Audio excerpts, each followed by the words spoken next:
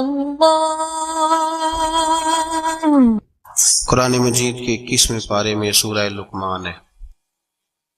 جناب لقمان علیہ الرحمٰ نبی نہیں تھے، اللہ کے نیک بندے تھے۔ حضرت داؤد علیہ السلام کی انہوں نے صحبت پائی تھی۔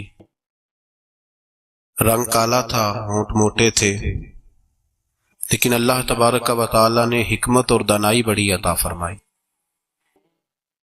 آپ کی اس حکمت اور امور خیر کی وجہ سے دور دراز سے لوگ آپ کی خدمت میں حاضر ہوتے تھے اور آپ سے اللہ تبارک و تعالی کی عطا کردہ حکمت اور دانائی سے فیض یاب ہوتے تھے۔ حضرت لقمان نے اپنے بیٹے کو کچھ نصیحتیں فرمائیں۔ اپنے بچے کو انہوں نے کچھ چیزوں کے بارے میں تربیت دی۔ اللہ تبارک و تعالیٰ کو ان کی وہ باتیں اور وہ انداز اتنا پسند آیا کہ رب نے اس کو قرآن مجید میں بیان فرمایا۔ اور اللہ تبارک و تعالیٰ کا اس چیز کو قرآن مجید میں بیان کرنا اس بات کی دلیل ہے کہ اللہ تبارک و تعالیٰ کی یہ رضا ہے کہ مسلمان اپنے بچوں کی تربیت اسی انداز میں کریں، اسی انداز میں اپنے بچوں کی تربیت کریں۔ یہ عنوان اور یہ باتیں ماں اور باپ کو سیکھنی چاہیے، بلکہ ہمارے بعض بزرگ تو فرماتے ہیں کہ جس بیٹے اور بیٹی کا نکاح کرنے کا ارادہ ہو، اس کو جہاں اور ان کی ضرورت کے مسائل سکھائے جائیں، وہاں انہیں سورہ لقمان کی ان آیات کی ضرور ان تک پیغام پہنچایا جائے، تاکہ انہیں پتہ ہو کہ کس نہج پر، کس بنیاد پر اور کس طریقے سے ہم نے اپنے بچوں کو اللہ تبارک و تعالیٰ کی رضا کے مطابق ڈھالیں۔ انسان سب سے زیادہ مخلص اپنی اولاد کے ساتھ ہوتا ہے۔ اس پر علماء نے کلام کیا ہے کہ بچے بھی اپنے ماں باپ کے ساتھ اتنے مخلص ہوتے ہیں کہ نہیں، اس میں تو شک ہے کہ ہو سکتا ہے بچے اپنے ماں باپ کے ساتھ اتنے مخلص نہ ہوں، لیکن یہ طے شدہ بات ہے کہ ماں باپ اپنی اولاد کے ساتھ وہ مخلص ہوتے ہیں، ان کا خلوص مکمل ہوتا ہے اپنے بچوں کے ساتھ۔ تو حضرت لقمان جب اپنے بچے کو نصیحت کر رہے تھے تو وہ ان باتوں کی طرف دلا رہے تھے جو وہ سمجھتے تھے کہ بڑی ہی ضروری ہیں، جن کی وجہ سے ان کا بچہ بڑی خیر پا جائے گا، مکمل کامیابی دنیا اور آخرت کی حاصل کر جائے گا۔ ہم اپنی اولاد سے مخلص ہوتے ہیں، ہمارا اپنی اولاد کے معاملے میں رویہ بڑا خوبصورت اور ہمارا دل اپنے بچوں کے بارے میں بڑا صاف ہوتا ہے۔ ہم چاہتے ہیں کہ ہماری اولاد شجر سایہ دار بنے، دنیا میں وقار حاصل کرے، روزی بھی اللہ تبارک و تعالی شان والی عطا فرمائے، اللہ انہیں ہر لحاظ سے نواز دے۔ تو قرآن مجید ہمیں تربیت دیتا ہے، قرآن مجید ہمارے ذہنوں کی ذہن سازی فرماتا ہے کہ پھر تم اس طرح اپنے بچوں کو ڈھالو، اس انداز میں اپنی اولادوں کی تربیت کرو۔ سورہ لقمان کی جو آیہ کریمہ میں نے سب سے پہلے تلاوت کی وہ 13 نمبر آیت ہے۔ اللہ تبارک و تعالیٰ نے ارشاد فرمایا وَإِذْ قَالَ لُقْمَانُ لِابْنِهِ، جب حضرت لقمان نے اپنے بیٹے سے کہا، وَهُوَ يَعِظُهُ، اور وہ اپنے بیٹے کو نصیحت کر رہے تھے۔ سب سے پہلے انداز کیا اختیار فرمایا، یا بنیا، اے میرے بیٹے۔ لفظوں میں حسن دیکھیے، اے میرے۔ ہمیں جب اپنی اولاد سے ناراضگی ہوتی ہے تو ہم ایک خطبہ پڑھتے ہیں، اس خطبے میں اپنی نیکیاں اور اولاد کی نالائکیاں گنواتے ہیں، سمجھانے کا انداز اختیار نہیں کرتے جاہو جلال میں۔ اور بعض اوقات معاذ اللہ تعالیٰ کچھ ایسے بھی لوگ ہوتے ہیں جو گالی بھی دیتے ہیں، سخت سست بھی کہتے ہیں، لفظوں کی حرمت کا پاس نہیں کرتے، اور وہ خطبہ وہ آدھے گھنٹے کا ہو، 25 منٹ کا ہو، وہ دے کے ہم نکل جاتے ہیں، ہمیں بڑا ستایا ہے تم نے۔ لیکن ہم کسی موقع پر بھی اس پھول کو جڑی بوٹی سے علیحدہ کرنے کی کوشش نہیں کرتے۔ ہم جو انداز ہونا چاہیے وہ انداز ہم اختیار۔ کب ایسا ہوا ہے کہ ہم نے بچے کو بلایا ہو، اس کو اپنی شفقت کی چادر کے نیچے بٹھایا ہو، پھر اس کو ہم نے نصیحت کی ہو؟ اور اگر ہم کبھی نصیحت کرتے بھی ہیں تو وہ دنیا داری کی نصیحت ہے، وہ مال دولت جمع کرنے کی نصیحت ہے، وہ زمانے میں اونچا مقام پانے کی نصیحت ہے۔ حضرت لقمان اپنے بیٹے کو نصیحت کرتے ہیں تو کہتے ہیں یا بنیا، او میرے بیٹے کا لفظ حسین جملہ۔ اللہ کے رسول صلی اللہ علیہ وسلم نے فرمایا اکریموا اولادکم، اپنی اولاد کی عزت کیا کرو۔ اپنی اولاد کی، ذرا بول کے بتائیے گا، اولاد کی، کس کی؟ کون عزت کرے؟ ماں باپ کس کی عزت کریں؟ بیٹا جی کہہ کے پکارو، میرا بیٹا کہہ کے پکارو، ان کو وقار دو، ان کو عزت دو۔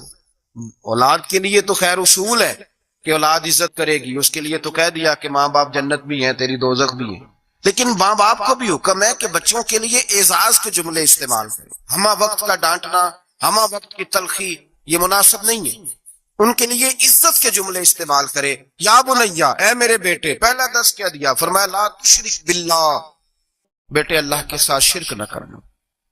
کیوں؟ ان الشرک لظلم عظیم، بے شک شرک بہت بڑا ظلم ہے۔ سب سے پہلی نصیحت اپنی ذات کے لیے نہیں کی۔ ہم ساری زندگی جب بھی لیکچر دیتے ہیں یہی کہتے ہیں، ساری زندگی یہی کہتے رہتے ہیں، میں نے سال گوا دیے، میں نے کاروبار کیے، میں نے دنیا چھوڑی، میں نے پردیس کاٹا تیرے بنگلے کے لیے، تیرے مکان کے لیے، تیری فلاں چیز کے لیے۔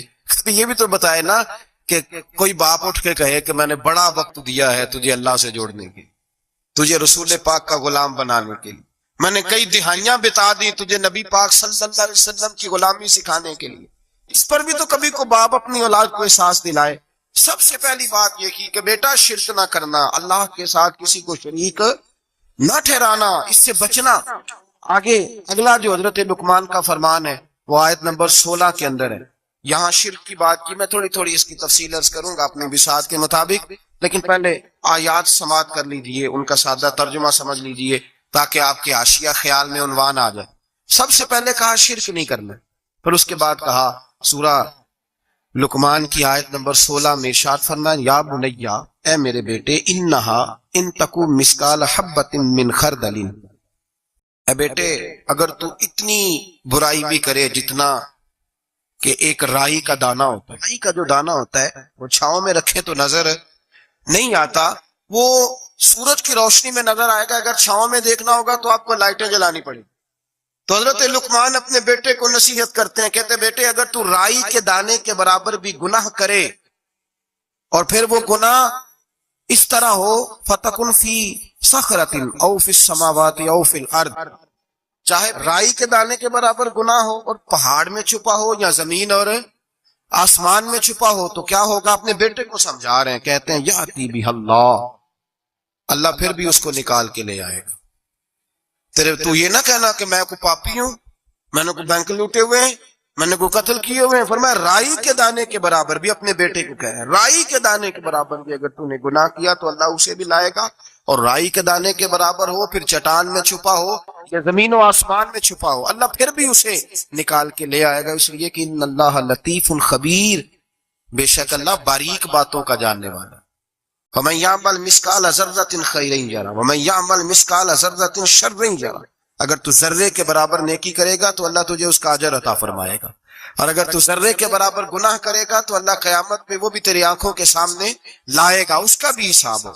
تو فرمایا بیٹے اللہ باریک باتوں کا جاننے والا۔ یا بنیا، اے میرے بیٹے، اقم الصلاۃ، نماز قائم کر۔ بیٹے نماز بس کافی ہو گیا؟ کہا نہیں، اب اور آگے بڑھ، وَأْمُرْ بِالْمَعْرُوفِ، لوگوں کو بھی نیکی کا حکم دے، وَانْہَ عَنِ الْمُنْکَرِ، اور لوگوں کو بری باتوں سے منع کر۔ اور جب تو یہ کام کرے گا پھر لوگ تجھے ستائیں گے۔ ہو ہی نہیں سکتا کوئی حق بات کرے اور لوگ اس پہ تان و تشنیع نہ کرے، یہ ہو ہی نہیں سکتا، یہ ممکن ہی نہیں۔ فرمایا جب تو نیکی کا حکم دے گا اور برائی سے روکے گا تو پھر کیا ہوگا؟ تیرے اوپر مصیبت آئے گی۔ اب تو نے کیا کرنا ہے؟ پھر تو نے اس آنے والی مصیبت پر صبر کرنا ہے۔ بے شک یہ بڑی ہمت کے کام ہے، یہ بڑی دنائی کا کام ہے، دلیری کا کام ہے، اتنا آسان ہے ہی نہیں، بڑے حوصلے کا کام ہے۔ جسے زندگی ہو پیاری وہ یہیں سے لوٹ جائے، میرے قافلے میں شامل کوئی کم ظرف نہیں ہے، یہ ہمت کا کام ہے، آسان ہے ہی نہیں۔ آگے کیا ارشاد فرمایا، بڑی میرا دل کرتا ہے بڑی توجہ سے سنیں نا یاد، بڑی کہ آگے ترتیب کیا لگائی حضرت جناب سیدنا لقمان کیا کہتے ہیں؟ نماز پڑھ، دوسروں کو نیکی کا برائی سے منع کر، اور یہ جب تیرے اوپر ان کاموں کی وجہ سے مصیبت آئے تو اس پر اس لیے کہ یہ جو کام ہے نا عزم الامور، یہ بڑی ہمت کے کام ہے۔ بس کروں ابا جی؟ فرمایا نہیں اور بھی کچھ کر۔ کیا؟ آیت نمبر 18 فرمایا وَلَا تُصَعِّرْ خَدَّكَ لِلنَّاسِ، اپنا منہ ٹیڑھا کر کر کے لوگوں سے بات نہ کیا کر، رخسار موڑ موڑ کے لوگوں سے بات نہ، وَلَا تَمْشِ فِي الْأَرْضِ مَرَحًا، اور زمین پہ اکڑ اکڑ کے نہ چل۔ ان اللہ لا یحب کل مختال فخور، بے شک اللہ کو اکڑنے والا، فخر کرنے والا پسند اللہ لا یحب، اللہ اس سے محبت ہی نہیں کرتا، اللہ رحمت ہی نہیں کرتا جو اکڑ اکڑ کے چلے۔ اس طرح نہ کر تو پھر کیا کروں؟ آیت نمبر 19 شروع ہو گئی، وقصد فی مشیک، درمیانی چال چل، واغضض من صوتک، اپنی آواز پست رکھ، اپنی آواز جو اعلیٰ ظرف ہوتے ہیں ہمیشہ جھک کے ملتے، صراحی سرنگوں ہو کر بھرا کرتی ہے پیمانے، اس طرح کر کے تو درمیانی چال چل اور اپنی آواز کو واغضض من صوتک، اپنی آواز کو پست رکھ، اس لیے کہ ان انکر الاصوات لصوت الحمیر، اللہ کو جو آواز سب سے ناپسند ہے اور سب سے بری آواز ہے وہ گدھے کی آواز۔ چلا چلا کے نہ چل، تو ضدی ہو گیا تو اب شور نہ کر، یہ تربیت ہے اپنی اولاد کی۔ سب سے پہلے ارشاد فرمایا جا رہا ہے کہ تو نے شرک نہیں کرنا۔ شرک بھی دو قسم کا ہے، ایک تو شرک وہ ہے کسی نے اللہ کی ذات میں شریک بنا لیا کہ یہ بھی ساتھ شریک ہے، اور ایک شرک اصغر ہے، ریاکاری، دکھلاوا، نماز اللہ کی پڑھنی، دکھانا بندوں کو۔ مسجد میں پیسے کس کی رضا کے لیے دینے ہیں؟ تو اعلان کرانے کا کیا مقصد؟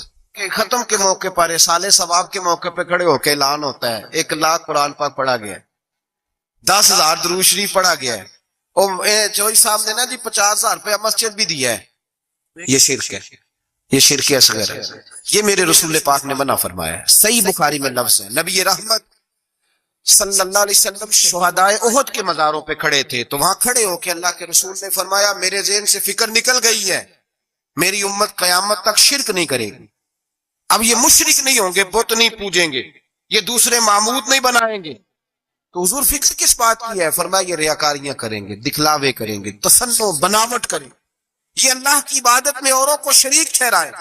میرے دوستو یاد رکھو، سب سے پہلا حکم حضرت لقمان اپنے بچے کو دے رہے ہیں اور بتا یہ رہے ہیں کہ بیٹے اللہ والا بن جا، بیٹے اللہ سے جڑ جا، شرک نہ کرنا، شرک بہت بڑا ظلم ہے۔ میرے بھائی سب نے مفسرین نے اپنی اپنی بات لکھی، میرے استاذ گرامی یہاں فرمایا کرتے تھے، بھائی اگر تو دنیا میں اپنے بیٹے کو دھوپ میں بیٹھا دیکھے تو تیرا دل پھٹ جاتا ہے، یہ دھوپ میں کیوں بیٹھا ہے، اس کو شرک سے بچا، شرک اکبر سے بھی بچا، اصغر سے بھی بچا، خفی اور جلی دونوں قسم کے شرک سے بچا۔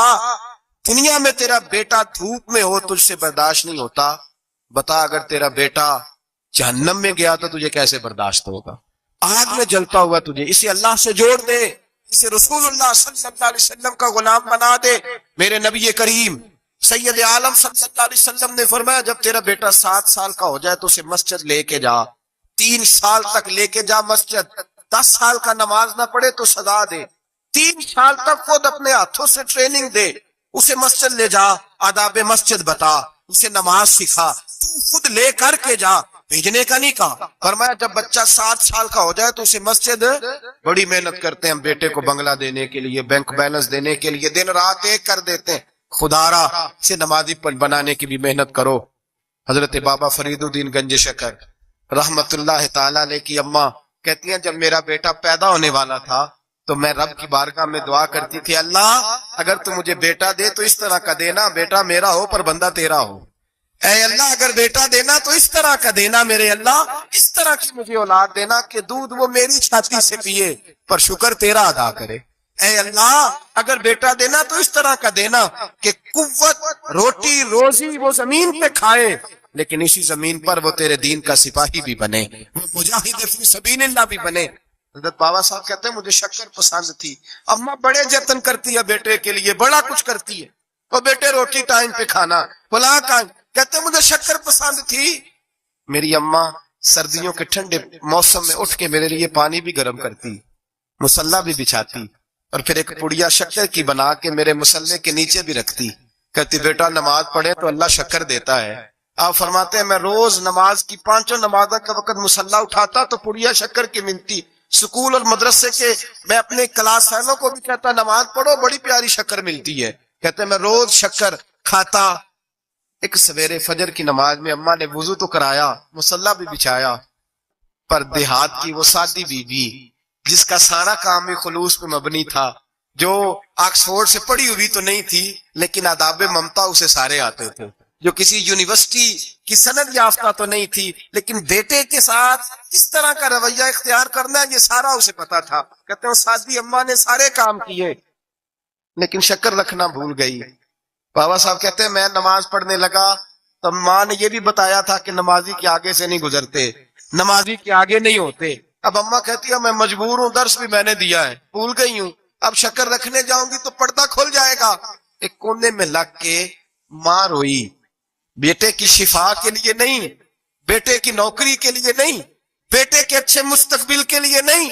ماں روئی، آنسو بہے تو کہتی کیا ہے، اے اللہ میں اسے اپنے آگے جھکانے کی جتن تھوڑی کرتی تھی، تیرا بنانے کے جتن کرتی تھی. اے اللہ مہربانی فرما، میری پردے داری کر، اگر راز کھل گیا تو میرا فرید نماز نہ چھوڑ جائے. بابا صاحب کہتے ہیں اماں تڑپتی رہی اور میں نے نماز پڑھ کے مصلی اٹھایا. پہلے پڑیا ہوتی تھی، اب تو پورا دریا شکر کا بہ رہا ہے. فرماتے ہیں میں نے وہ اٹھائی، شکر کھائی اور میں نے چیخ کے کہا اماں جلدی آ، آج بڑی لذیذ ہے، آج شکر کوئی انوکھی ہے. اور آج تو کمال شکر دی ہے میرے اللہ نے، ایک پڑیا کی جگہ پورا دریا بہ رہا ہے. بابا صاحب رحمت اللہ علیہ فرماتے ہیں میری اماں آئی اور میری اماں نے بازو کھولے تو ماں کی ممتا ہی بتاتی ہے کہ اللہ کی رحمت کس طرح کی ہوتی ہے. کہتے ہیں میں نے اماں کی سینے سے لگا تو اماں رو کے کہنے لگی بیٹے پہلے میں شکر دیتی تھی، آج شکر بنانے والے نے شکر عطا فرمائی ہے.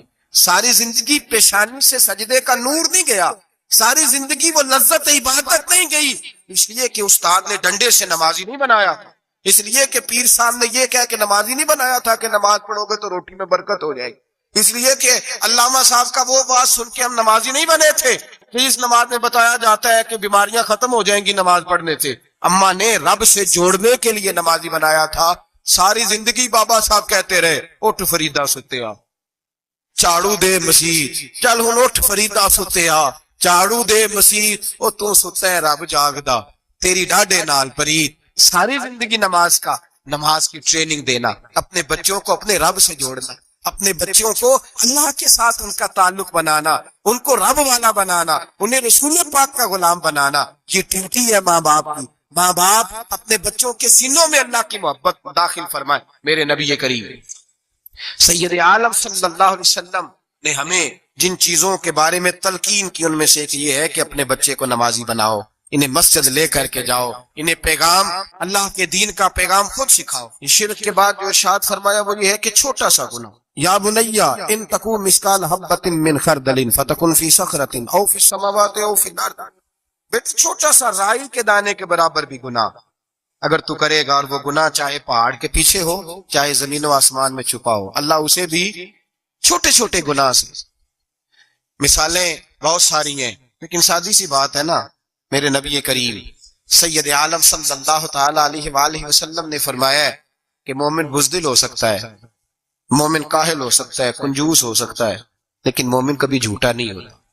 نبی پاک صلی اللہ علیہ وسلم فرماتے ہیں جب تو جھوٹ بولتا ہے تو اتنی بدبو نکلتی ہے کہ تیرے کرامن کاتبین چھوڑ کے پیچھے کھڑے ہو جاتے، اتنی بدبو نکلتی ہے تیرے وجود سے. تربیت ہی ہے نا. محبوب سبحانی، غوث سمدانی، شیخ عبد القادر جیلانی. اماں کیا کہتی ہے؟ اماں کہتی ہے عبد القادر میں تجھے بغداد پڑھنے بھیج رہی ہوں، لیکن ماں کی یونیورسٹی کا پہلا سبق بھی یاد کر لے. بیٹا دیکھنا تیری زبان سے کہیں جھوٹ نہ نکل جائے، تو حسن کا پوتا اور حسین کا نواسا بنتا ہے. ایسا نہ ہو کہ تو سادات کرام کی سفید چادر پر کوئی دھبا لگائے. بیٹے تیری زبان سے جھوٹ نہ نکلے. بڑی مشہور بات ہے نا. حضرت غوث اعظم کی اماں نے 100 دینار سی دیا ہے، ڈاکو رستے میں مل گئے، تیرے پاس کیا ہے؟ کہا 100 دینار ہے. وہ کہتے ہیں چور تھے، ہمیں تو بڑی دور بیٹھا پیسہ بھی نظر آ جاتا تھا، پر عبد القادر کے سارے کپڑے ٹٹولے ہیں، پر ہمیں 100 دینار نظر. پکڑ کے لے گئے سردار کے پاس جو ڈاکوؤں کا بھی سردار ہے. اس کو کہا یہ بچہ کہتا ہے جی میرے پاس 100 دینار ہے پر نکلتا نہیں. کہنے لگے بیٹے جس کے پاس پیسے ہوتے ہیں وہ بتاتا تو نہیں، تو تیرے پاس ہیں بھی نہیں تو تو کیوں شور کر رہا ہے؟ تو آپ کہنے لگے ہیں میرے پاس. کدھر ہے؟ یہ غور کیجیے. اماں کہتی ہے بیٹے تو نے جھوٹ نہیں بولنا. کہتے 100 دینار یہاں سیا ہوا ہے. ڈاکو کہنے لگا تھے تو نظر کیوں نہیں آتے؟ غوث اعظم جیلانی کہنے لگے میرے پاس ہیں، تمہیں نہیں نظر آئے تو علیحدہ بات ہے. کہا کدھر ہے؟ یوں کھول کے دکھایا اپنا کرتا بٹن کھول کے، یہ سیے ہوئے. ڈاکو کے سردار نے دیکھا تو پیسے تو اپنی جگہ تھے. بیٹے کا چہرہ دیکھنے لگا، کہنے لگا چھوٹے سے بیٹے لوگوں کے پاس ہوتے بھی ہیں تو ڈاکہ پڑ جائے، لوگ چھپانے کی کوشش کرتے ہیں، تو انہیں ظاہر کیوں کیے؟ تو حضرت غوث اعظم کی سچی زبان، چہرے پہ اطمینان کی روشنی، اور اماں کی یونیورسٹی سے لی ہوئی ڈگری اور باپ کے ادارے سے لی ہوئی سند، حضرت غوث اعظم جیلانی اس ڈگری کا اپنا علم آگے تقسیم کرنے لگے، کہنے لگے سارا کچھ ہو سکتا ہے، عبد القادر کی منہ سے جھوٹ نہیں نکل سکتا، اس لیے کہ میں ماں سے وعدہ کر کے آیا ہوں کہ زندگی میں ہمیشہ سچ بولوں گا، جھوٹ نہیں نکلے گا۔ اور لفظوں کی صداقت تھی، 11-12 سال کی عمر، معصومیت کے جملے ایسے نکلے کہ ڈاکوؤں کا سردار کانپنے لگے، راشا تاری ہو گیا، پلٹ کے اس کے آنسو نکلے۔ حضرت غوث اعظم چلے تو پیچھے پیچھے چل دیا، کہا تو میرے پیچھے کیوں آ رہا ہے؟ کہنے لگے جس مسجد تم جاؤ گے میں بھی اسی مسجد میں نماز پڑھوں گا۔ اپنے ورکروں سے کہنے لگا تم نے ڈالنے ہیں ڈاکے تو ڈالو، مجھے تو اس کے سچ نے دھو ڈالا ہے۔ وہ کہنے لگے اگر ہم نے برے کام تیرے پیچھے لگ کے کیا ہے تو نیکیاں بھی اکٹھی کریں گے۔ میرے بھائی، ٹریننگ، تربیت بچے کی، بچے کو گھر کی ماں کی گود اگر سچ بولنا سکھائے، اور اگر اماں ہی کہے جا دیکھ کے آ تیری چچی تیرے بارے میں کیا کہہ رہی ہے، یا سن کے آ وہ فلاں آدمی کیا کہتا تھا، ذرا جاسوسی کا، اور اگر باپ ہی اسے کہے کہ جا باہر والے سے جا کے کہہ دے کہ ابا جی گھر میں نہیں ہے، تو کیسے اس کے اندر صداقت پیدا ہوگی؟ وہ کس طرح دیانتدار بنے گا؟ کس طرح وہ معاشرے کے اندر اچھا کردار ادا کرے گا؟ حضرت سیدنا حبیب اجمی رحمت اللہ تعالی علیہ کے پاس ایک شخص آیا کرتا تھا، صحبت میں بھی بیٹھتا تھا، لیکن کام وہ ٹھیک نہیں کرتا تھا، سود کا دھندا تھا، لمبے چوڑے اس کے مسائل تھے۔ حالانکہ ایک ہی بیٹی تھی، وہ بھی دونوں ٹانگوں سے معذور تھی، دونوں ٹانگوں سے معذور، بڑے حکیم طبیب دکھائے لیکن بچی کو شفا نہیں ہوتی، شخص بھی اپنے مزاج کے لحاظ سے اچھا نہیں تھا۔ کہتے سویرے سویرے آیا تو کہنے لگا حضور مجھے توبہ کرا دیں، آج کے بعد نہ جھوٹ بولوں گا، نہ حرام کھاؤں گا، نہ شراب پیوں گا۔ تو کہتے ہیں جتنے لوگ بیٹھے تھے کان کھڑے ہو گئے، کہا تجھے کیا ہوا؟ کہنے لگا 11-12 سال کا نوجوان آیا مجھے توبہ کرا گیا، چڑھتی جوانی، 11-12 سال، 14-15 سال کا بچہ مجھے توبہ کرا گیا۔ تو کہتے ہم محب حیرت ہوئے کہ اتنا سا بچہ؟ کہتے ہیں کسی نیک باپ کا بیٹا تھا، کسی پرہیزگار ماں کا بیٹا تھا، گھر میں تربیت ہوئی۔ اتنے بچے تو خانقاہ بھی نہیں جاتے، اتنے سے بچے تھوڑی کسی ادارے کے فارغ التحصیل ہوتے ہیں، کس مدرسے سے پڑھے ہوتے ہیں؟ کہتے چھوٹی سی عمر۔ تو کہا جناب آپ کو کیسے ملا؟ تو وہ شخص کہنے لگا حضور کل میں گیا بازار، میں نے بغداد کے چوک سے 10 کلو مچھلی بھی خرید لی اور کچھ اور ضرورت کی چیزیں بھی، مہمان آنے تھے، وہ سارا کچھ خرید کے میں جب نکلا تو سامان زیادہ ہو گیا، چوک میں مزدور بیٹھے ہوتے تھے، میں نے کہا بھئی میرے ساتھ فلاں محلے تک سامان پہنچانا۔ وہ بچہ کہنے لگا چچا اگر میں چلوں تو، میں نے اس کو ایڈریس وغیرہ بتلایا تو 3 دینار مزدوری طے ہو گئی سامان گھر پہنچانے کی۔ کہتے میرے ساتھ وہ نکلا اور جب رستہ طے کرنے لگا تو رستے میں گرمی بڑی سخت تھی، ظہر کا وقت تھا، ذرا ہم نے چند قدم اٹھائے، 2-4 گلیاں گزرے تھے کہ اذان ظہر کی آواز آنے لگی۔ تو کہتے ہیں بڑی منت کے انداز میں، بڑی گزارش کے انداز میں میری طرف دیکھا، عمر چھوٹی سی ہے، کہنے لگا چچا اگر اجازت مل جائے تو میں ظہر کی نماز پڑھ لوں۔ کہتے ہیں میں ایک جگہ پھٹے پہ بیٹھ گیا اور گپے کرنے لگا، سامان وہاں رکھا، میں نے کہا پڑھ لے نماز۔ کہتے ہیں بچہ نماز پڑھنے چلا گیا، باقی لوگ دیر سے آئے، وہ نماز پڑھ کے جلدی آ گیا۔ میں نے کہا بیٹے تو جلدی آ گیا ہے؟ کہنے لگا اس لیے جلدی آیا ہوں کہ آپ یہ نہ سمجھے یہ کام چور ہے، میں نے نفل چھوڑ دیے ہیں، فارغ ہو کے پڑھ لوں گا۔ کہتے ہیں سامان اٹھایا، رستے میں گرمی شدت کی تھی، اس کا پسینہ بہنے لگا، میں آگے بڑھا، میں نے کہا بیٹے سامان تھوڑی دیر کے لیے مجھے دے دو، گرمی زیادہ ہے۔ کہنے لگا چچا کسی کا تربیت یافتہ ہوں، کسی نے ٹریننگ دی ہے، کہا ماں باپ نے کہا تھا حرام لقمہ گھر نہ لانا، کہا بات کیا ہوئی؟ کہنے لگے میں آپ کو نہیں دے سکتا، اس لیے کہ 3 دینار مزدوری گھر پہنچانے کی طے کی ہے، اگر آپ اٹھائیں گے تو پھر میں پیسے پورے نہیں لوں گا۔ دامان نے توکل کی یہ خوبی ہے کہ اس پر پیبند لگے ہوتے ہیں پر دھبے نہیں ہوتے، میں پھر مزدوری پوری نہیں لوں گا، پیسے کب لوں گا؟ کہتے ہیں میں محو حیرت ہو گیا، اس جوان کی بات نے میرے سارے وجود تھر تھر کبا ڈالا کہ اس دور میں اس قسم کے لوگ۔ کہتے ہیں گھر لے گیا اس کو، میں سامان رکھا، میں نے کہا تم یہاں ٹھہرو میں 3 دینار مزدوری لاتا ہوں۔ کہتے ہیں پیسے لینے گیا تو بیوی کو بتایا بڑا نیک ہے، بڑا پرہیزگار جوان ہے، کہنے لگی روٹی پکی ہوئی ہے، اسے کہو دوپہر کا کھانا کھا لے۔ کہتے ہیں میں باہر گیا، 3 دینار تھمائے، میں نے کہا بیٹے ایک بات مانو گے؟ تو کہتے ہیں 3 دینار دے کے کہنے لگا اب تو آپ مالک ہو گئے، میں نے نمک کھا لیا ہے۔ اب تو ہر بات مانوں گا، اصلا نال جی نیکی کریے نسلاں تاک نہیں بھول دے، میں اب ہر بات مانوں گا۔ تو میں نے کہا دوپہر کا کھانا کھا لو۔ تو اس کی گردن جھک گئی اور بڑے دھیمے لہجے میں کہنے لگا میں نہیں کھا سکتا، میں نے روزہ رکھا ہوا، روزہ رکھا ہوا ہے، نفلی روزہ رکھا ہوا ہے۔ کہتے میں اور پریشان ہوا، میں نے فوری طور پہ سوال کیا کہ اب تو کدھر جائے گا؟ تو کہنے لگا اب میں کہیں نہیں جاؤں گا، میرے ایک دن کا خرچہ میرے ماں باپ نے جو ڈیوٹی لگائی ہے وہ 3 دن آ رہے پورا ہو گیا ہے، اب میں باقی جو وقت بچے گا یا قرآن پاک کی تلاوت کروں گا یا محمد عربی پہ درود و سلام پڑھوں گا۔ میں نے کہا افطاری کر لینا۔ کہنے لگا مجھے مسجد بتا دو، میں جا کے اللہ اللہ کرتا ہوں، مجھے شام کو لے آنا۔ افطاری ہمارے ساتھ اس کی طے ہو گئی، مسجد چلا گیا، مغرب بعد لینے گیا تو کہنے لگا عشاء کے بعد آنا، اب تو میں نے پانی سے افطار کر لیا، کھانا کھانے جاؤں گا تو جماعت رہ جائے گی۔ کہتے ہیں عشاء کے بعد میں لایا، اس کو کھانا کھلایا، رات گہری ہو گئی تو میں نے کہا تو سو نہیں جاتا؟ کہنے لگا کوئی حرج نہیں، کبھی دور مزدوری کرنے نکل جاؤں تو رہ بھی جاتا ہوں، گھر والوں کو پتا ہے۔ کہتے میں نے مسافر خانہ کھولا، یوں سمجھیے ڈرائنگ روم، بیٹھک میں نے کھولی،